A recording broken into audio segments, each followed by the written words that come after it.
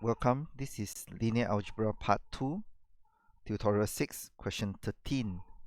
In this question, we are given the matrix A, which is size m by n, is factorized into two matrices, Q matrix, which is m by n, and R matrix, which is n by n. We are told that Q has orthogonal column. In my answer, I'm going to assume that it is orthonormal column because that makes my working simpler, but the idea is the same. R is a n by n matrix, so he did not specify that this is upper triangle, so this is not QR decomposition.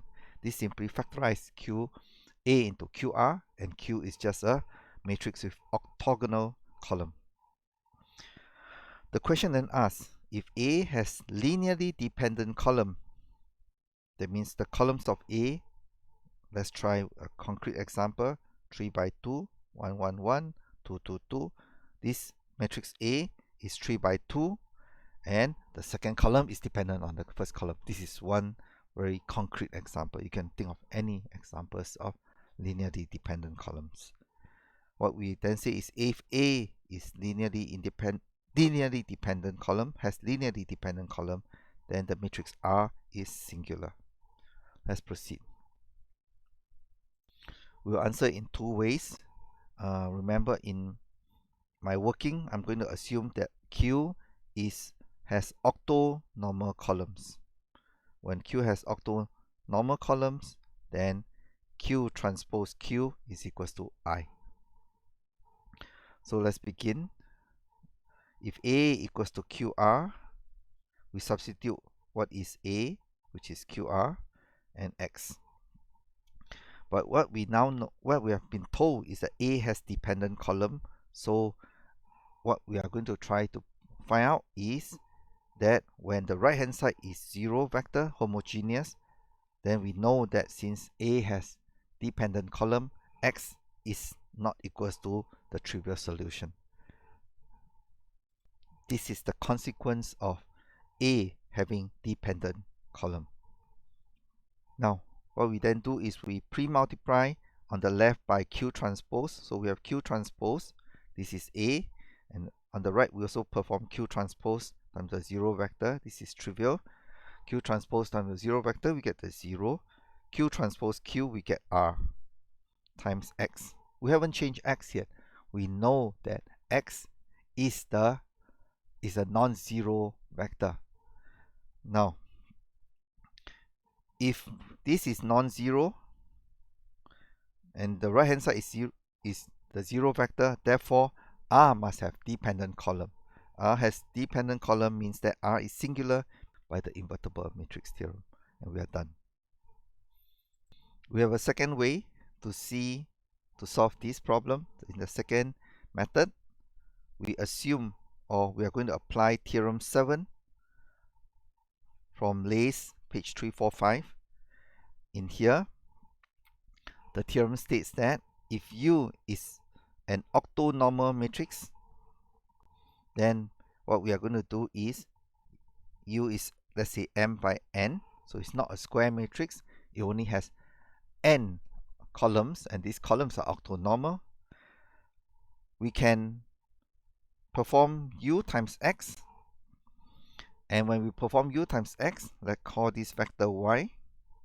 The length of Y is equals to the length of X. So what's special about an orthonormal a matrix with orthonormal column is that when we use it to multiply by a vector, the vector's length doesn't change. So this is theorem 7. Now we're going to use this fact to solve our problem.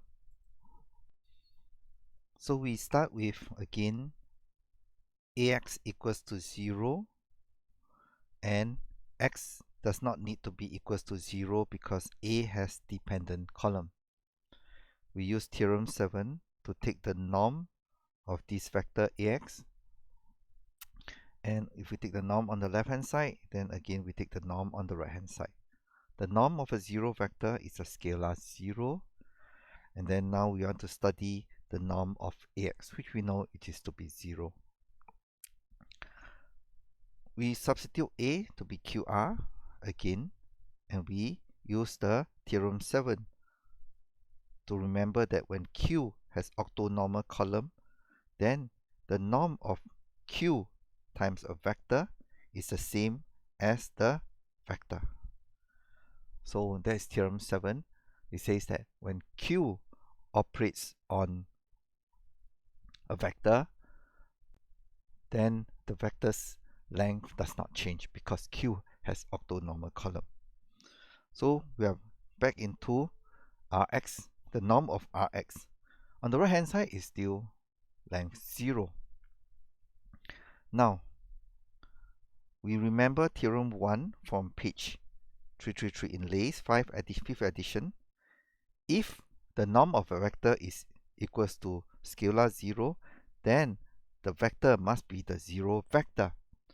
And for this guy to be the 0 vector, to be produced by Rx, when x is not equals to 0, R must be singular. So this proof, it is very similar to the proof we have in the previous method 1. So this is the proof.